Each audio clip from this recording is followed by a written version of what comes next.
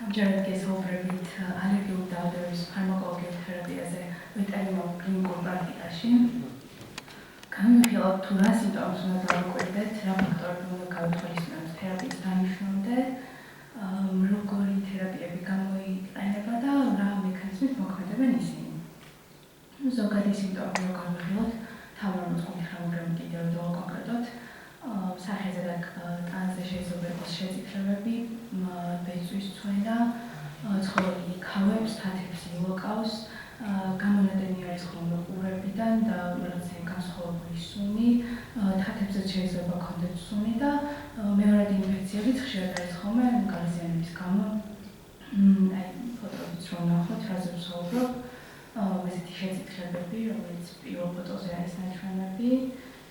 შორთავი ასეთი ყურებიდან გამონადენი და გაწითლება, რომელიც ძალიან აწუხებს ხოლმე ცხოველის განსაკუთრებით და აი აქ როგორც ხედავთ, ბეწვის ცვენა. ფაქტორები რაც უნდა გავიხსენოთ არის დაავადება მიმდინარე წყალით თუ ქრონიკულად, ლოკალიზებული არის თუ გენერალიზებული, რა სიმძლავრის და სიმძლავრის ქავილი ახასიათებს ცხოველს. არის თუ არა მეორადი ინფექციები და ასევე რაიმე დამატებითი მაგალითად კანის ბარიერი ხომ არის დაზიანებული, ატოპიური დერმატიტი ხომ არ გვაქვს უკვე და ასე შემდეგ, რომ სწორად აღნიშნოთ რა თქმა უნდა თერაპია. თავარი თერაპიის რაც გამოიყენება არის ანტიჰისტამინები, გლუკოკორტიკოიდები, ეს ყველაზე ხშირი არის, კალციუმური ინჰიბიტორებიც და ეს დაშიშება ინფექციური თერაპია როგორც მივახმაროთ ესე თალკე თერაპია გამოიყენება და შეყვანის გზები რომ ნახოთ, პირველი ყველაზე მეტად გავრცელებული არის ორალური, იმიტომ რომ ყველაზე ეფექტური არის და ყველაზე ადვილიც, მაგრამ თუ ორალურის საჭიროება არ გახდა, მაშინ ადგილობრივი ტროპიკალური თერაპიას ვიყენებთ. საკმაოდ ხშირია ხოლმე ინჰალაციაც და ნაკლებად არის აი ქვევით რასაც ვხედავთ, ინექცია უბრალოდ თუ სწრაფად გვინდა ძალიან რომ მივიღოთ შედეგი და ინტრანაზალური და სუბლინგუალური უბრალოდ ცხოველებში ნაკლებად გამოიყენება, თორე ადამიანებში უფრო ხშირია ხოლმე. ტროპიკალური თერაპია იმისთვის არის კარგი, რომ თუ დაზიანება ძალიან დიდი არ არის და ლოკალური მცირე დაზიანებები გვაქვს, მაშინ საჭიროება ორალური თერაპიის არც არის და ამიტომაც გავაყენებთ ადგილობრივს. და მისი მთავარი ფუნქცია ის არის, რომ კანი დაფაროს ლიპიდებით, რომ ნაკლებად მოხდეს წყლის დაკარგვა, კერატინოციტებში ასევე მოხდეს წყლის შეკავება და ასევე კანის ბარიერი აღადგინოს და ახალი კერატინოციტები წარმოიქმნას. უფრო მეტად გამოიყენება ხოლმე მალამოები, შამპუნები, დამატენიანებლები და ასეთი ტიპი.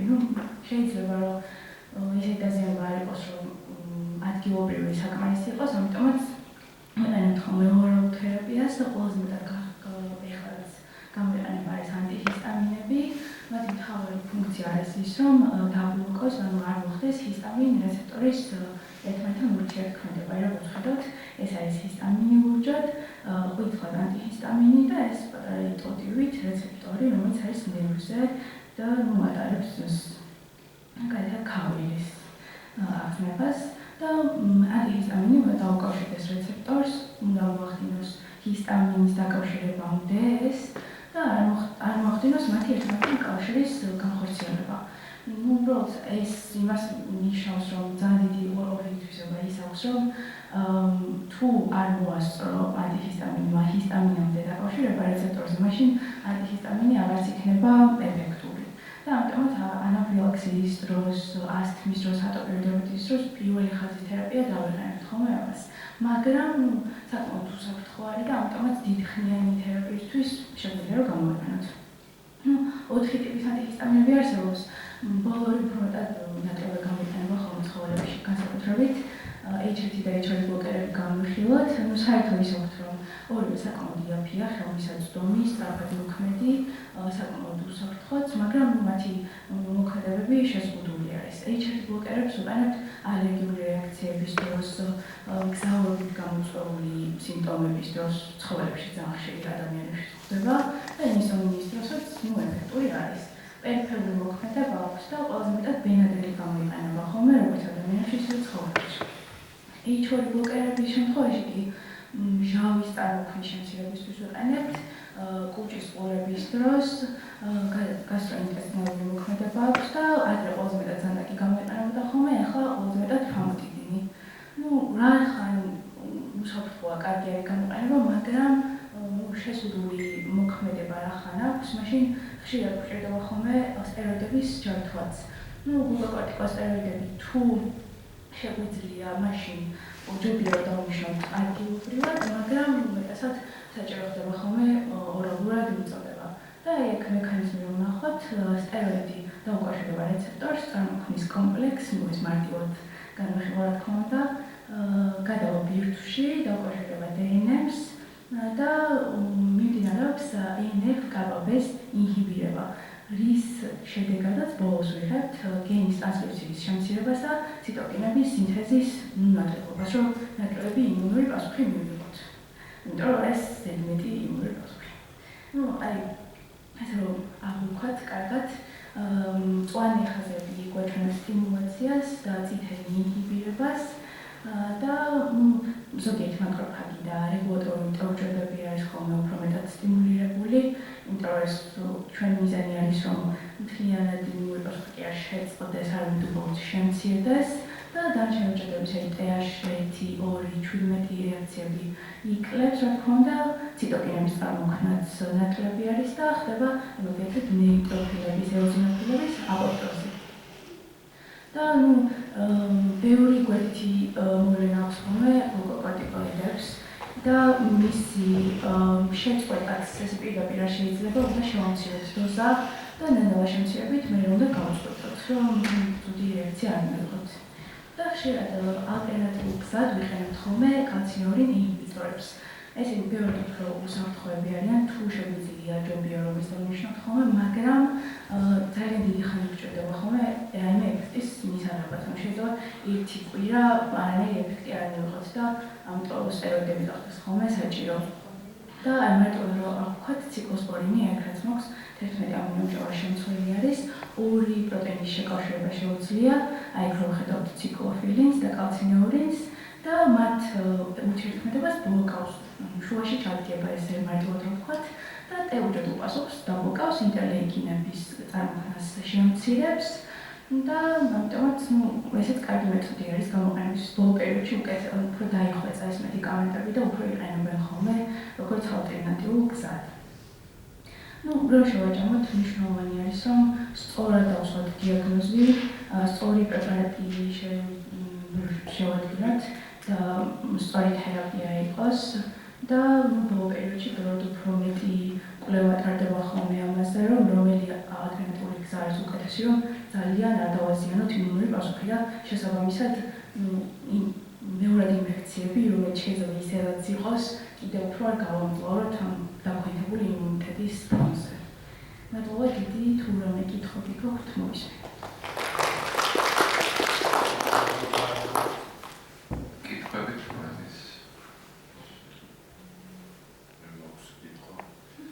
ხშირად არის ხოლმე აი ამ ინტერნეტად ავალადეთ აი ამ დაავადების ნიშნებს და რჩება ქავილი. და რატო რჩება ქავილი? არა, რატო რჩება ვიცით. ალერგიის არის ქრონიკული ან შეიძლება იდეის გამაღიზიანებლები მოქმედებს, მაგრამ აი შემდეგ რას ვაკეთებ? თუ ისევ დარჩა ქავილი და ხშირია ხოლმე, რომ ეს გადადის ხან ისიც ყოფილა, რომ ჩვევაშიც გადასულა ეს ქავილი და ცხოვრებს ვერ ეტყვი, რომ გაჩერდა. ხوار შეგისწავლია ეგ შემთხვევა ან ლიტერატურაში ხო არ შეხვედრია.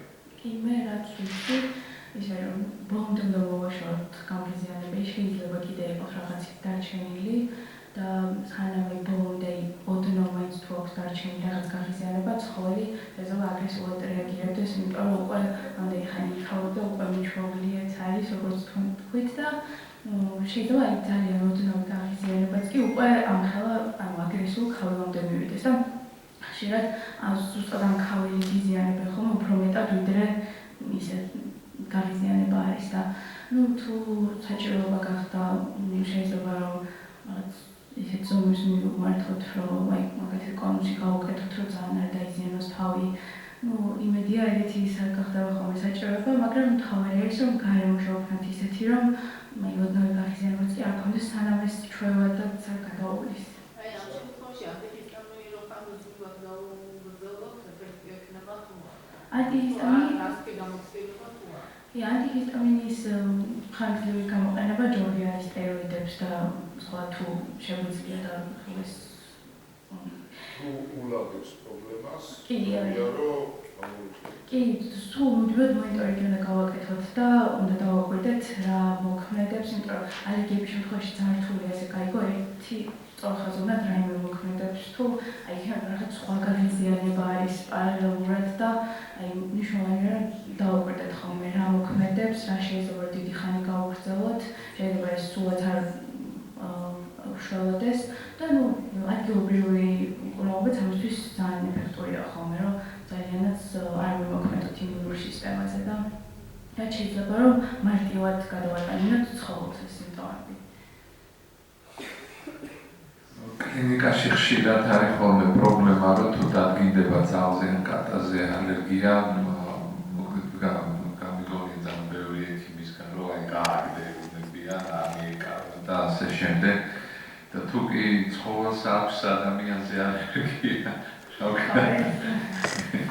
ხო ანუ მაგას ვეუბნები ხოლმე ხშირად რომ არავით არ იგაგდება და პრინციპში ვასწავლით როგორ უნდა დაიცვან თავი უმრავლეს შემთხვევაში შარდი არის ყველაზე უფრო ალერგიული და დავარცხნის დროს ეპითელიუმი და შესაბამისად ამ მომენტების მართვას ვასწავლით ხოლმე ადამიანებს და არა გაგდება ცხოველის ვინც ეს გითხრა თქო ის ექიმს აღარ მიეკარგა ესე ვეუბნები ძალიან არახუმანური ის არის ხოლმე, მაგრამ ძალიან ხშირად ახოლმე ექიმისგან რეკომენდაცია რომ გათავისუფლდით ცხოველისაგან. ესე არის ჩვენი ოჯახის წევრებია.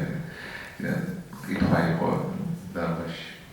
ხო, უკაცრავად თქვენაცენეთ თუ ძლიერი ხავის დროს კონუსი უნდა გავაკეთოთ რომ ძლიერად არ დაიზიანოს თავი. თუ ძაც ხავილი მაინც არ შეუწყდა და ამ პროცესში კონუსი თან გავაკეთეთ უფრო აგრესიული და უფრო სხვანაირი არ გახდება არსებობს თუ არა რაიმე სხვანაირი პრევენცია თქვენი აზრით რომ ხავილი რაღაცნაირად გაუმარტივოთ. ხო, კონუსი ალბათ ძალიან ბოლო ეს თემაა ძალიან. კონუსი მაგ შემთხვევაში. ხო, ალბათ მაქსიმუმ ეთქვით რომ საერთოდ არ იმუშავებს, იმიტომ რომ ძაბლი თავით არ იხავს, იხავს ფეხები. კი, ხო, მოსახელოება.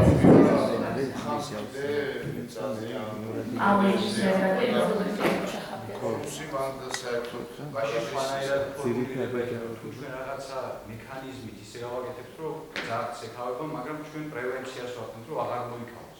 უარესად აგრესიული არ გახდება და ისეთი მექანიზმებით არ უნდა გავაკეთოთ რომ აგრესიული გაგვიხდეს ხო რომ პირიქით იმისთვის ვცდილობთ რომ ეგ სიმპტომები შევსუბუქოთ რომ ნაკლებად შეწუხებული იყოს და მაგრამ შეწუხებული რა თქმა უნდა შეიძლება უმეტესი აგრესიული იყოს და ამიტომ აი რაღაც სპეციალური შამპუნები, მალამოები, დამაწნარებლები შეიძლება აი გრილი რაღაც და კონუსი ბოლოს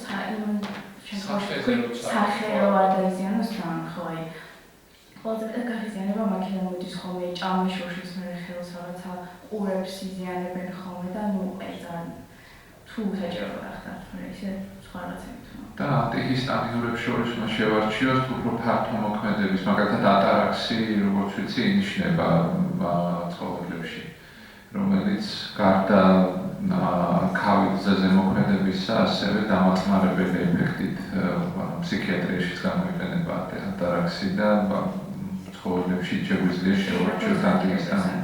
უკიდურეს გამოსავალი მაინც მეთილპრედნიზოლონია ხოლმე როგორც თუ ესეთი ავტომატი ადამიანებშიც ეგრეა. ადგილობრივი ისიც იძლევია. ადგილობრივი წერამანიშნებენ და ეგეც არის ცუდი ის რომ არის გაღიზიანება და ეს საშუალოზე.